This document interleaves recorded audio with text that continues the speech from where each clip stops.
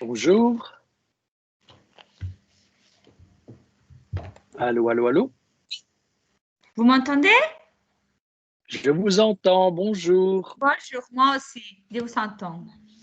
Soyez la bienvenue. Merci beaucoup, c'est gentil. Je vois que Madame Deschamps nous rejoint aussi. Oui.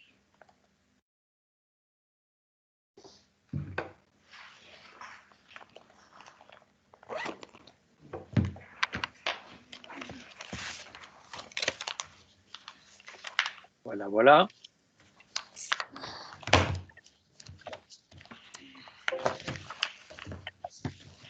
Bonjour Madame Deschamps, vous m'entendez? Oui, je vous entends. Bonjour. Bonjour. Bonjour. Soyez la bienvenue. Merci. Alors voilà, on va attendre un peu Oui. s'il y a quelques participants supplémentaires qui se présentent. Ça a été pour vous connecter? Vous avez eu des difficultés ou ça s'est bien passé? Super, sans problème. Oui, sans problème. Très bien.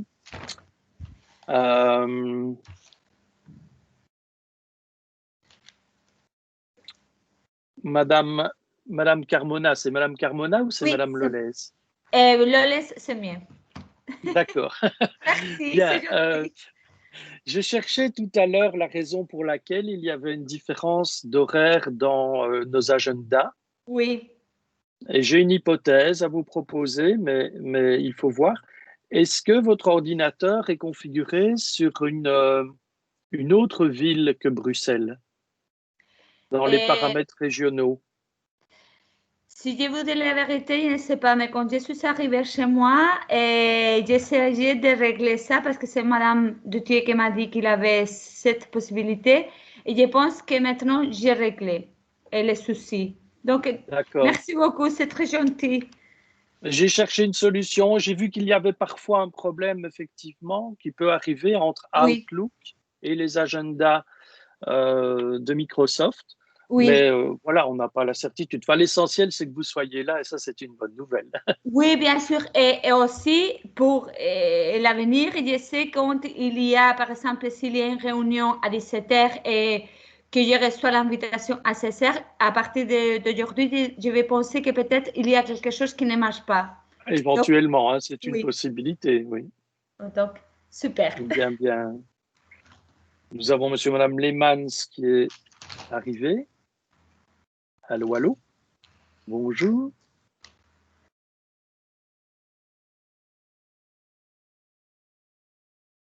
On va encore attendre quelques minutes si vous voulez bien. Oui.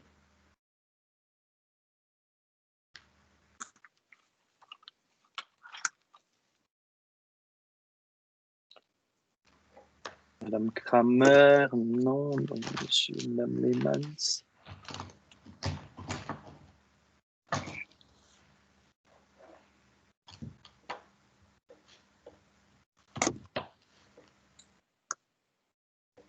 Alors, je dois dire Madame Lolès ou je dois dire Lolès? Loles, c'est bien. Lolès, Directement. voilà. Oui, oui, oui, oui. Donc, vous donnez cours dans quelle année de Oui. l'enseignement? Cette année, la première année, sciences, et en deuxième année, je donne activités scientifiques. En secondaire, donc. Oui, en secondaire, inférieur, oui. D'accord. Et pour Madame Deschamps? Moi, je donne sciences en première et deuxième secondaire aussi. Voilà. D'accord.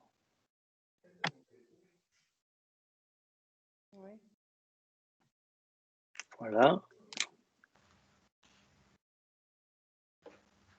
Monsieur ou Madame Lehmanns?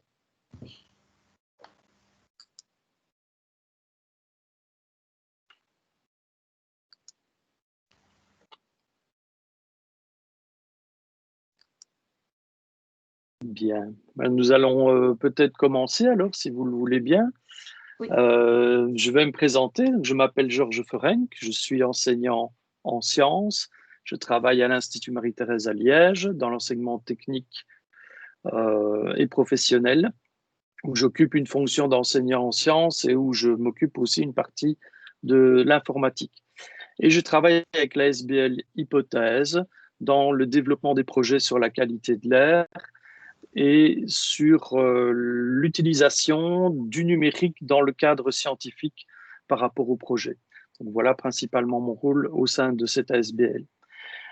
Nous travaillerons dans ce projet avec deux autres personnes que je vais vous présenter. Est-ce que vous voyez à l'écran Oui. détermination de la qualité de l'air? Oui, la présentation se passe. Oui. D'accord.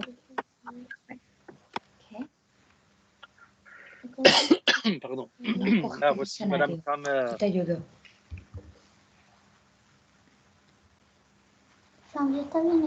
C'est se connecter. Madame Kramer, bonjour. Allô, allô.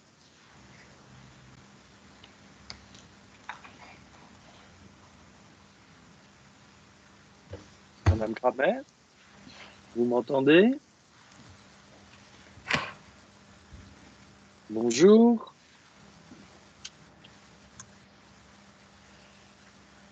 Bien, j'imagine, je vais envoyer un message quand même pour voir si Madame me reçoit.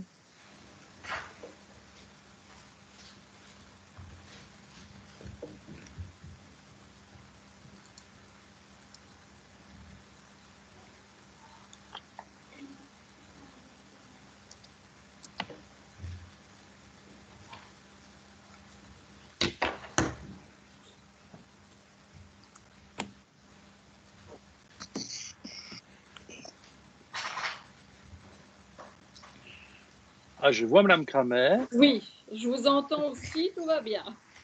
Merveilleux, soyez la bienvenue. Je suis très content de vous voir. Vous avez reçu le message, c'est bien. Oui, oui, le temps de tout mettre en route et voilà. Merveilleux. C'est pas facile. À 17h, c'est une heure délicate. On vient du travail et tout le monde n'a pas toujours la facilité de déplacement. Voilà, c'est pas toujours ça. Bien. Bien, alors on va démarrer cette présentation pour ne pas non plus vous retenir trop longtemps. Voilà, donc l'activité qu'on vous propose au travers de cette présentation aujourd'hui, elle est relative à la détermination de la qualité de l'air à l'aide d'un bioindicateur. Il y a plusieurs techniques qui existent. On peut aussi utiliser les lichens. Vous avez peut-être déjà entendu parler de ça, puisqu'ils sont sensibles au dioxyde de soufre notamment, et on peut, en faisant le relevé des différentes espèces, déterminer la qualité de l'air environnant. Alors, ici, on va travailler avec un autre champignon qui s'appelle les levures roses. Et vous pourrez alors voir directement par les petites vidéos que j'ai préparées comment vous pouvez fonctionner avec ça. Alors, pour que les choses se passent le mieux possible, je vais vous demander de bien vouloir couper votre micro à chacune. Et s'il y a des questions, de prendre note et j'y répondrai tout à fait avec beaucoup de plaisir à la fin de la séquence. Alors, voilà. Donc, pour parler de cette détermination, on va essayer aussi d'expliquer que dans les projets sur la qualité de l'air dans les écoles, on va travailler avec Bruxelles Environnement, qui participe à ce projet. Il y a aussi d'autres organismes comme Chercheurs d'air à la SBL qui travaillent aussi sur la problématique de la qualité de l'air. Il faut dire aussi que c'est un fameux chantier et qu'il y a énormément d'organismes officiels qui se mettent maintenant à sensibiliser les écoles dans ce cadre-là. Alors, l'équipe, je vous la présente. Nous avons Madame Darro qui nous accompagne dans ce projet, qui est la responsable de la SBL Hypothèse.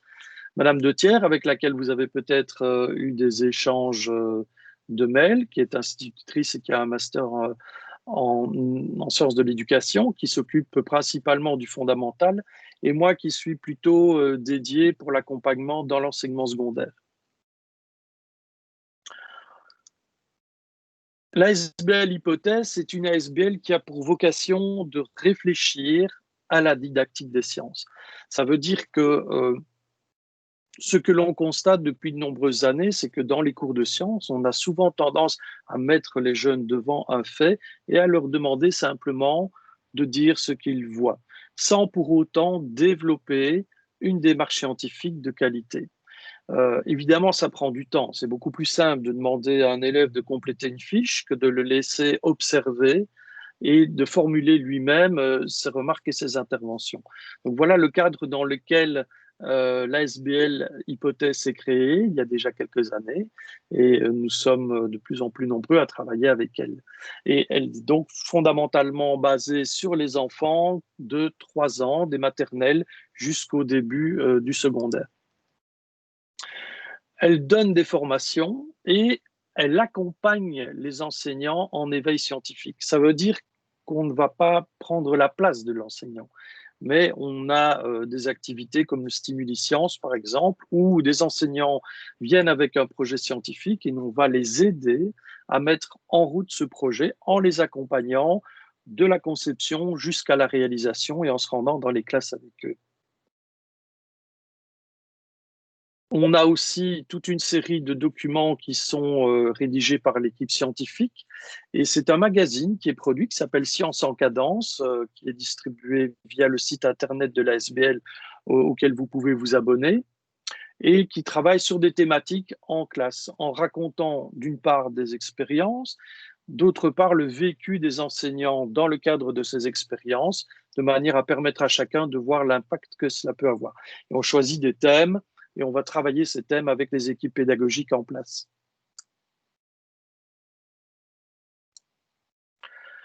Le projet Babel-Air, quant à lui, est divisé en 3 parties. Il est plutôt destiné à une répartition qui est la suivante pour les enfants de 5 à 8 ans, de 8 à 10 ans et de 10 à 14 ans. Ce que je vais vous montrer aujourd'hui concerne principalement les enfants de 10 à 14 ans, mais l'activité mesure de la qualité de l'air peut être effectuée effectivement avec les élèves de 8 à 10 ans. L'information sera accessible aussi par le site spécifique qui est destiné à ce projet. On a réalisé des fiches de travail qui vont vous permettre de travailler sur les effets de la respiration. Par exemple, on a ici un exemple de document qui est rédigé. On va travailler sur la matérialité de l'air avec les plus jeunes par des séries d'expériences qui vont mettre le jeune en situation d'apprentissage à caractère plus scientifique, devant en fait quelle attitude est-ce qu'on va adopter, quel vocabulaire est-ce qu'on va utiliser pour observer, et on va tout doucement apprendre la démarche scientifique au travers de ces activités-là, passant par l'expérimentation, bien évidemment. Pour les activités extérieures, ce qu'on vous propose aujourd'hui, c'est la découverte de la qualité de l'air par le bioindicateur.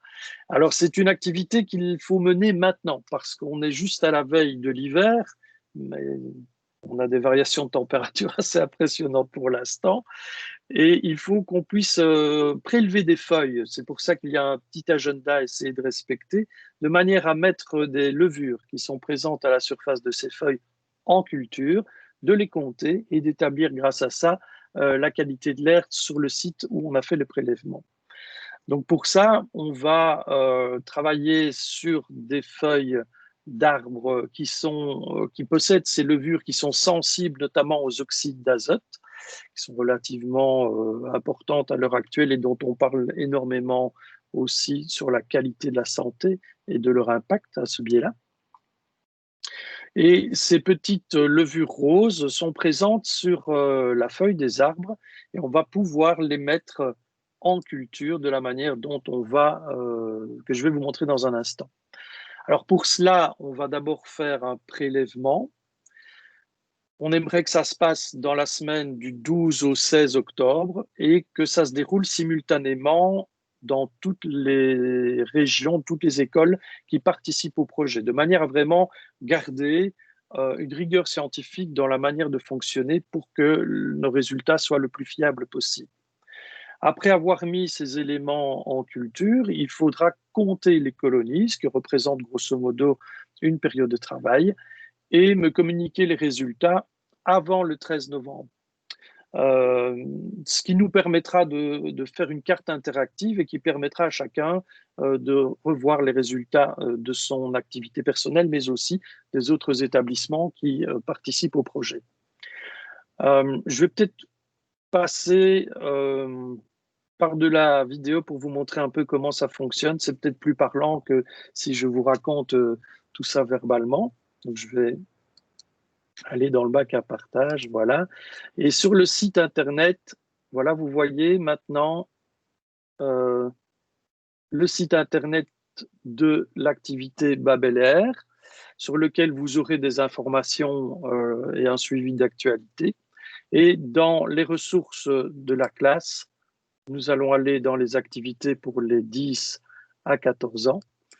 Voilà, nous sommes dans la bonne page et vous voyez que nous avons mis des vidéos, des tutos pourrait-on dire, hein, si on veut rester moderne. Dans la première, on va vous présenter la manière de préparer les solutions pour la mise en culture. Donc voilà, sans trop entrer dans les détails. La première chose à faire, c'est évidemment, et Covid nous a bien habitués, désinfecter la zone de travail sur laquelle on va déposer le matériel. Ça, c'est vraiment important. On va disposer les boîtes de pétri qui vous seront données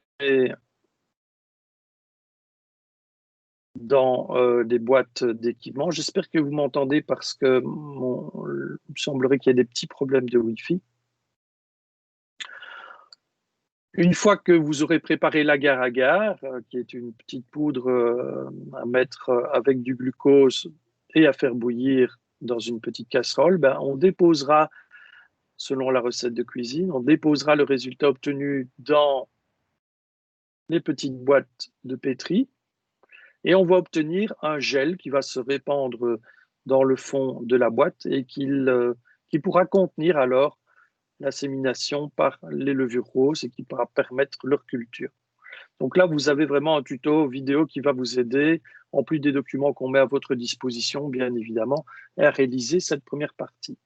Quand les boîtes sont préparées, mais on se rend sur le terrain et là, on va prélever des feuilles d'arbres en évitant de les polluer, évidemment, avec nos doigts, et en marquant bien l'endroit dans lequel on a récupéré ces arbres. Alors, on a une localisation à indiquer sur les documents qui permettront d'identifier le prélèvement. Cette localisation, ben, on peut l'obtenir avec une petite application pour avoir les coordonnées GPS. Mais ce qu'on aimerait aussi, c'est qu'une fois que ce prélèvement de feuilles d'arbres qui aura été réalisé, où on va mettre les feuilles dans des sachets en les tenant par le pétiole et en indiquant bien les éléments, les endroits où elles ont été relevées, on aimerait qu'on fasse attention à l'endroit, au site plutôt. Est-ce que c'est près d'une route? Est-ce que c'est complètement à la campagne? Est-ce qu'il y a d'autres paramètres qui seraient susceptibles d'influencer la présence et le développement de ces fameuses petites levures roses qu'on va voir tout à l'heure? Donc, on met ça dans les sachets plastiques, on met des étiquettes sur les sachets plastiques de manière à pouvoir après réaliser les prélèvements.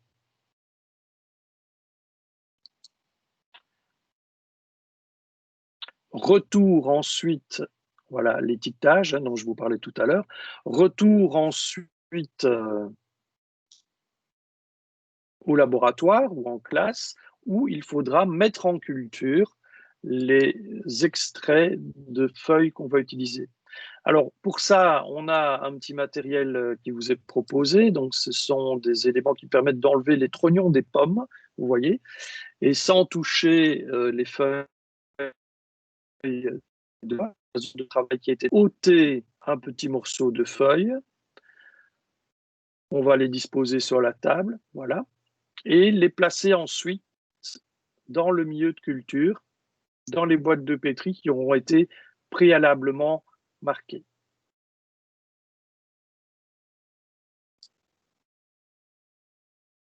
On utilise une petite substance collante. Là, on va mettre quelques gouttes de vaseline dans le haut du récipient de manière à coller voilà, les feuilles qui nous intéressent, les petits morceaux de feuilles. Voilà. Et ensuite, on va placer cet élément-là en le retournant pendant 24 heures pour que les petites levures tombent dans le milieu de culture. On va laisser la boîte au repos. On va évidemment l'identifier pour pouvoir faire le comptage après.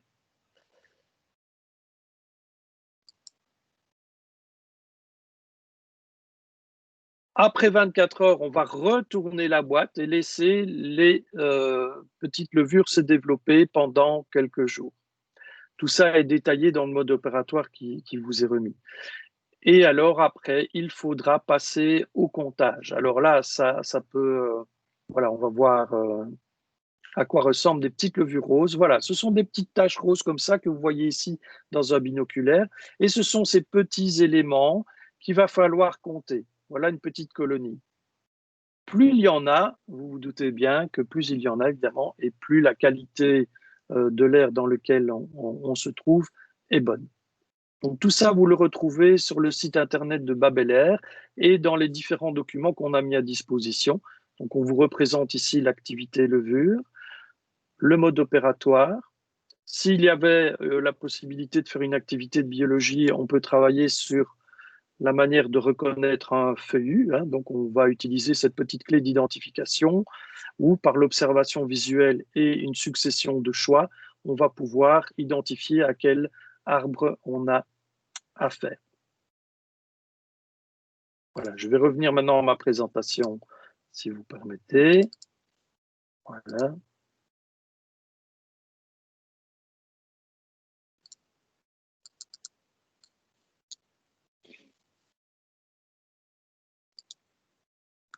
On y arrive. Je vais rechercher mon partage et ma présentation. Décidément.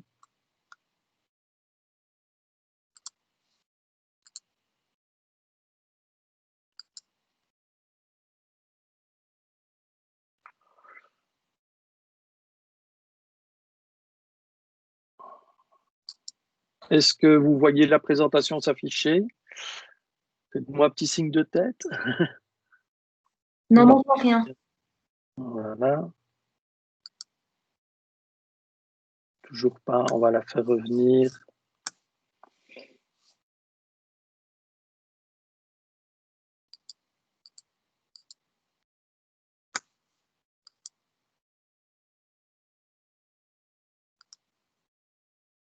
Et maintenant? Voilà. Oui, pour moi, c'est bon. OK, donc je vais retourner à la vidéo, à l'endroit où nous étions tout à l'heure. Voilà, ça nous avons vu. À propos de la qualité de l'air extérieur, donc c'est en automne, on utilise le bioindicateur. Et leur principale caractéristique, évidemment, c'est d'être sensible à ce dioxyde d'azote qui est présent principalement à cause du trafic routier. Donc, dans le timing, je vous rappelle qu'on aimerait bien pouvoir travailler pendant la semaine du 12 au 16 octobre pour la récolte et la mise en culture. Pouvoir compter les colonies, ça devrait durer une période une fois que le système sera lancé, et alors avoir les informations avant le 13 novembre pour pouvoir communiquer à l'ensemble des intervenants les résultats. Pour préparer le prélèvement, je vous ai montré que vous pourriez utiliser les clés d'identification, la localisation des sites, la manière de prélever les arbres, enfin tout au moins les feuilles des arbres, voilà. Compléter la petite fiche de renseignement avec ce qui permettra de bien le localiser et de donner cette petite description du site dans lequel ça se trouve, si c'est plutôt au centre-ville, sur une grande route ou dans un endroit plutôt calme. Donc pour le matériel, on vous fournit des boîtes de pétri, on vous fournit des couteaux vide-pomme et de quoi préparer le milieu de culture, c'est-à-dire de la petite poudre de l'agar-agar avec le glucose dont se nourrira les levures, tout ça à placer dans de l'eau. Donc on vous donnera des petites boîtes. Il ne faudra pas oublier de sélectionner les boîtes en les préparant avec l'identification des zones et puis réaliser ensuite la découpe des 6 rondelles, placer ces rondelles dans le milieu de culture. Les spores qui se trouvent sur la face inférieure de la feuille vont tomber dans le milieu de culture et après 24 heures, on stoppe la tombée des spores en retournant une nouvelle fois la boîte et en la laissant au repos. Après 5 jours, les petites colonies vont apparaître et il faudra alors commencer à les compter en faisant une moyenne par arbre et par région étudiée. Si vous ne savez pas les compter à ce moment-là, ce n'est pas grave. On va stopper leur développement en les plaçant au frigo. Puisqu'évidemment, la température, comme pour beaucoup d'éléments, est un facteur qui va influencer le développement de ces colonies. Et donc, si dans l'organisation de l'école, c'est plus compliqué à réaliser, il ne faut pas hésiter. On les met de côté et on peut reprendre le comptage après. Il y aura une petite fiche à compléter avec le nom de l'école, la date, les caractéristiques du relevé, longitude, longitude, l'espèce de l'arbre, la zone. Et là, vous indiquez le résultat du comptage des colonies et puis vous pouvez calculer la moyenne des zones dans lesquelles on a fait le relevé. Si vous voulez bien indiquer les caractéristiques environnementales du lieu dans cette région-ci. Et puis, vous pourrez alors, en fonction du résultat obtenu et de l'échelle que je vais vous montrer dans un instant, déterminer la qualité de l'air dans laquelle se trouvent ces arbres. Donc voilà, si on a de 0 à 5 colonies, bah évidemment, la qualité de l'air n'est pas bonne et on va aller s'étendre jusqu'à 91 colonies, voire plus, où on a à ce moment-là une très, très, très bonne qualité de l'air. Il est sûr que les facteurs qui vont influencer ce résultat-là seront dépendants du trafic et de la quantité des substances chimiques présentes dans l'air. Et on réfléchit quand même à une solution pour ne pas non plus décevoir nos petites têtes blondes, parce que si jamais vous vous trouvez dans une région qui est plutôt en difficulté, avec une qualité d'air médiocre, par exemple, bah, ça ne sera pas très agréable pour les enfants non plus de voir qu'ils n'ont pas obtenu de développement de levure rose. C'est pas pour ça qu'on ne peut pas rien voir, évidemment, puisque je vais vous montrer des boîtes dans un petit instant, si elles sont présentes. Je regarde le matériel à disposition.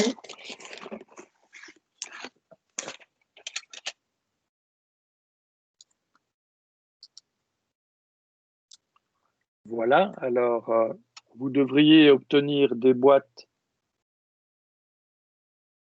comme ceci. J'espère que l'image est nette. Ça va?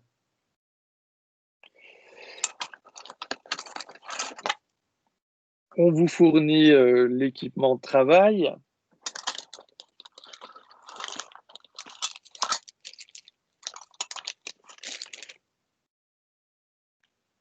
Et les produits à utiliser. Le tout sera dans une boîte en carton que vous pouvez retirer aux différents lieux. Donc, je serai présent demain à l'espace 125 rue de Rodenbach à Bruxelles entre 10h et midi. Sinon, il y a un dépôt sur le site de Tour et Taxi. Je vais vous transmettre les coordonnées de la personne à contacter pour pouvoir vous équiper. Alors, ce qu'on attend, c'est de pouvoir aider les enfants à développer leur esprit scientifique et de pouvoir comparer les résultats, d'avoir peut-être des conversations sur l'idée d'émettre des hypothèses, de voir quelles sont dans les environs les sources de pollution de l'air qui vont finalement contribuer à ne pas permettre le développement des levures et à les mettre tout doucement dans cette situation de scientifique. Est-ce que ce qu'on a obtenu, qu'est-ce qu'on peut émettre comme hypothèse là-dessus, qu'est-ce qu'on peut avoir comme idée, et puis après, pourquoi pas, qu'est-ce qu'on pourrait mettre en œuvre et en place pour améliorer la qualité de l'air de l'environnement dans lequel on se trouve. Alors, je vais retourner à ma présentation.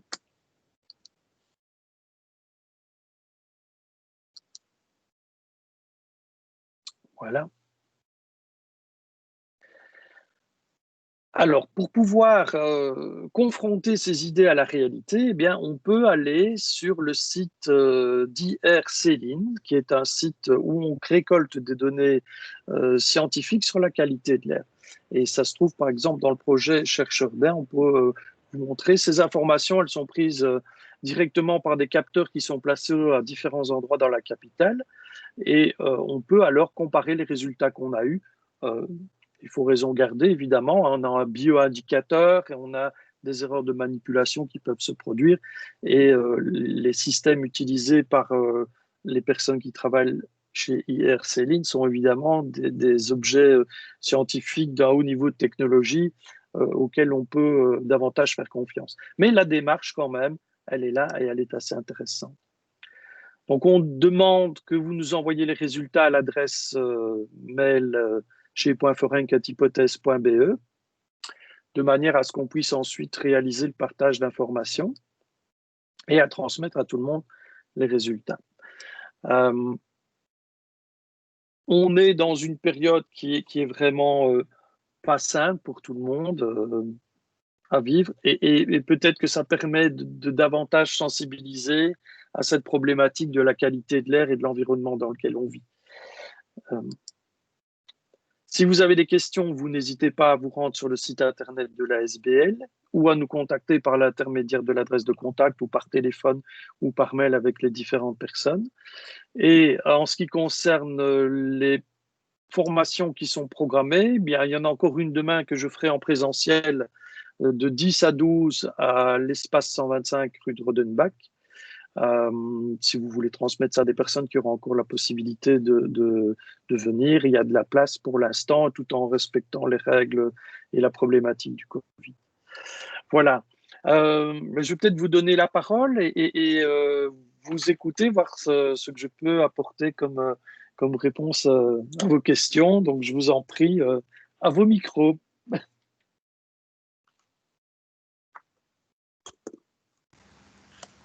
Moi, j'avais juste une petite question par rapport aux feuilles d'arbre.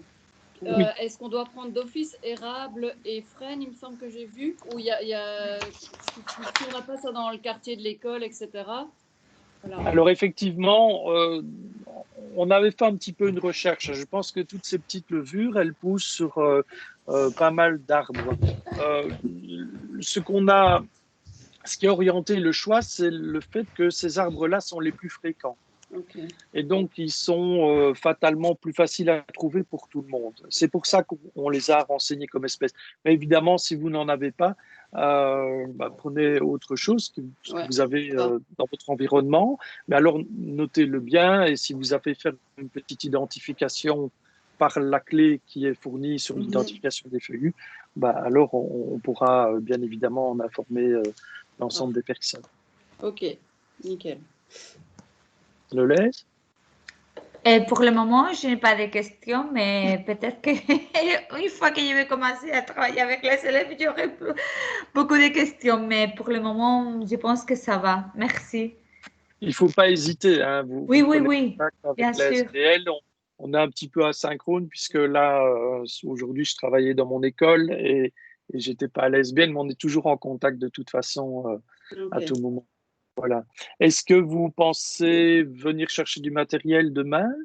Moi, j'ai déjà. Vous savez déjà? Oui. Je ne peux pas parce que j'ai fini à 12h45. Mais j'ai déjà parlé avec Madame Detier pour régler la question du matériel. Ok, ça va. Donc, vous avez les informations téléphoniques qu'il faut pour prendre contact avec la personne. Voilà. C'est parfait. Voilà. Qu'est-ce que, à brûle-pourpoint comme ça, qu'est-ce que ça vous inspire? Qu'est-ce que... Pour moi, ça tombe super bien parce que une activité scientifique, que c'est avec les élèves de deuxième, en activité scientifique, et on a commencé à étudier la biodiversité. Et une cause de la perte de biodiversité, c'est la pollution. Donc, c'est génial. Ça Ouais, tombe moi, bien. avec ma classe l'année passée, on s'est occupé de pollution, les déchets, on allait ramasser les déchets, donc c'est une continuité aussi un petit peu là-dedans. Donc voilà. Ouais, D'accord. Mais l'école dans laquelle je travaille, on est labellisé Agenda 21. Il y a toute une équipe sur le développement durable qui s'est mise en œuvre. Là. On a toute une cellule fonctionnelle et on a travaillé, on a installé des fontaines à eau notamment. Parce qu'on a compté combien de boîtes on pouvait éliminer tout au moins dans le circuit avec les organismes qui récoltent toutes ces boîtes-là. Et puis, ça a été un projet alors global de l'école parce que on a fait intervenir les élèves d'art pour la décoration.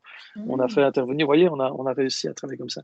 Donc, c'est pas mal de voir que finalement, à quelques centaines, pas des centaines de kilomètres, qu'on est à 1 heure de chez vous, grand maximum, il y a quand même une cohérence et des orientations scolaires qui sont chouettes, quoi. Voilà. Tiens, vous pensez que c'est possible pour vous de respecter le timing à peu près? Oui. Sans souci. Oui, tout à fait. Apporter la rigueur scientifique qui nous est bien nécessaire. Et voilà, je vais. Si vous n'avez pas d'autres questions, je vais vous libérer quand même. Parce que Ça va. Merci beaucoup. c'est comme tout le Merci monde, il y a en tout cas. les enfants. Voilà, mais c'est très gentil à vous d'avoir participé en tout cas. Et n'hésitez pas si un collègue ou l'autre est intéressé, en vous rendant sur le site internet, donc c'est babelair.be. Là, vous pouvez retrouver la présentation sur les levures. Vous pouvez revoir une conférence identique à celle-ci et consulter le mode opératoire sous forme de fichier qui est téléchargeable. Ok, super, parfait. Super. Merci beaucoup. Nickel. Merci à Merci vous. beaucoup. Bonne À soirée. la prochaine. Au revoir. Bonne soirée. Au revoir. Bonne soirée. Au revoir. Et le chat. Tu viens dire